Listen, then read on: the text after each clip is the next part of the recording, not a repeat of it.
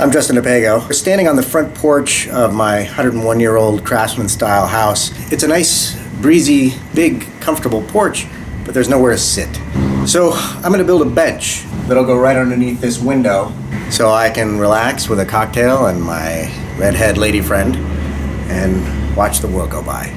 Okay, you know those timber courses they have in parks where, you run from station to station, and at one you have to do a bunch of pull-ups, and at another you have to do a bunch of push-ups, and then at one you have to climb a little wall.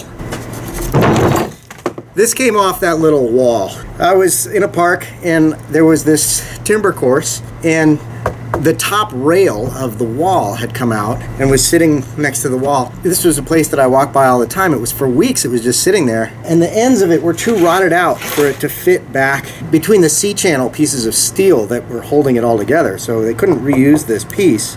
And after it sat there for a while, I thought, I guess nobody wants this thing. It's a big, nice, weathered piece of wood. And I loaded it in my truck. It's full of spider eggs. Anyway, it needs a little bit of cleaning up, but this is going to be the seat of our bench.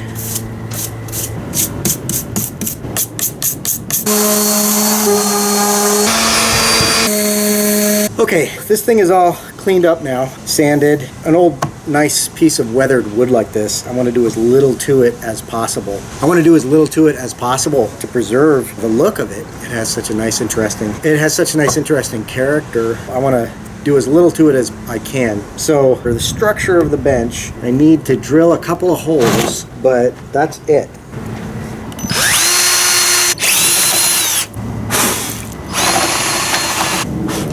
This piece of wood is not particularly light, so now that I've done what I need to do with the power tools, I'm going to move this out to the porch right now and then finish the assembly of this thing out there. In order to make this beautifully weathered piece of wood the star of the show, I'm going to make the structure of the bench out of simple black pipe nipples. So it's just a matter of assembling these pipes.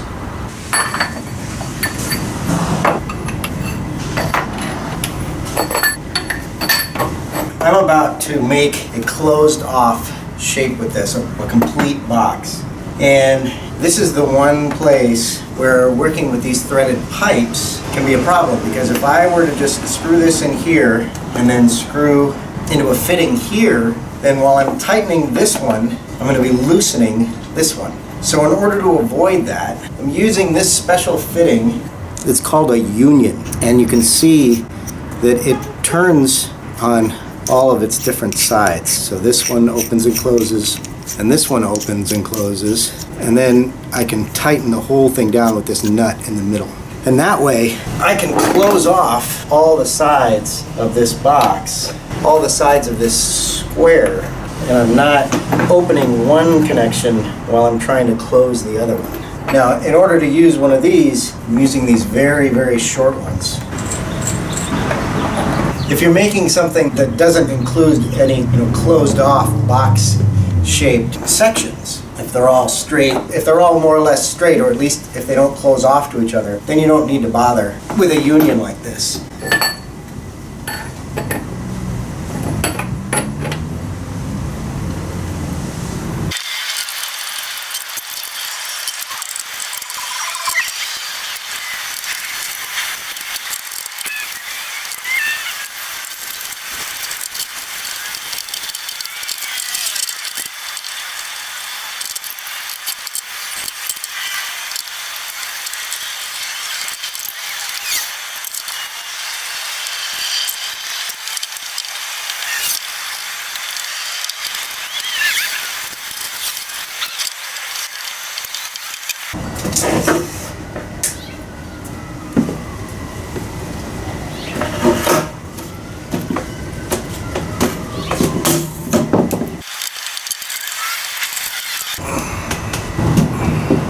Well, now the only thing I need is a cocktail.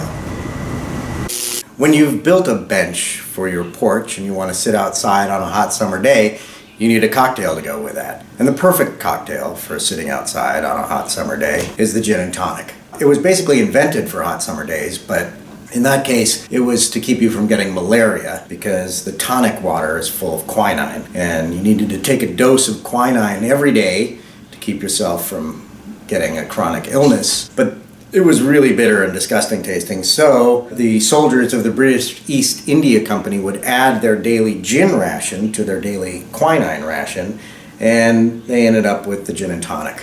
Happily, we don't have the British East India Company anymore, but we do still have the G&T. And this is my take on a classic drink. I'm changing it up a little bit. When you have a very simple drink, only 2 ingredients, those 2 ingredients really matter, and then your own little deviations from it are that much more noticeable. First, you're going to fill a highball with ice. As much ice as you can get in there without it cresting over the top once you've filled it. Now I want 2 ounces, not 2 shots, but 2 ounces of good gin. What is good gin to you? Experiment. I like this, but I also am not married to it. I like to spread it around, see what's good to me on a given day. But this is my go-to. And then fill it up the rest of the way with tonic. You want to use a good gin and you want to use a good tonic. Again, find what's good to you. Okay, now this is your basic gin and tonic. Obviously, in this glass we have gin and we have tonic. So we're basically done. Traditionally, I would squeeze some lime juice into it and then a wedge of lime. Fill that up a little higher. Yeah. But this is kind of a blank slate cocktail. Invented because people didn't want to get malaria. It wasn't invented because they wanted to have a good drink. So they added other things to it to make it palatable. Now we're using the tonic as sort of a bitters, and we can add whatever we want. Instead of using lime, I'm going to use cucumber. A wheel of cucumber. Rub this on the glass so that you actually taste it when you drink it. Put that right there so that it's right by your nose. And then, gin is all about aromatics, and so I'm going to add some more aromatics to it. These are peppercorns, and I'm just going to crush them up in my hand a little bit. And I'm just going to drop those right on top. And again, they're going to be right by your nose when you drink. And that is my gin and tonic. I hope you make a gin and tonic and have some time to watch the world go by. I hope you like the bench. If you did, then please give me a thumbs up. That'll help me out. And you could share this video. That would also help me out. You can subscribe to my channel. You'll see more cocktails. You'll see me build more things like this bench, more projects in my 1915 craftsman style house. You can follow me on social media. You'll see all the links in the description down below. And in the meantime, thank you. Cheers.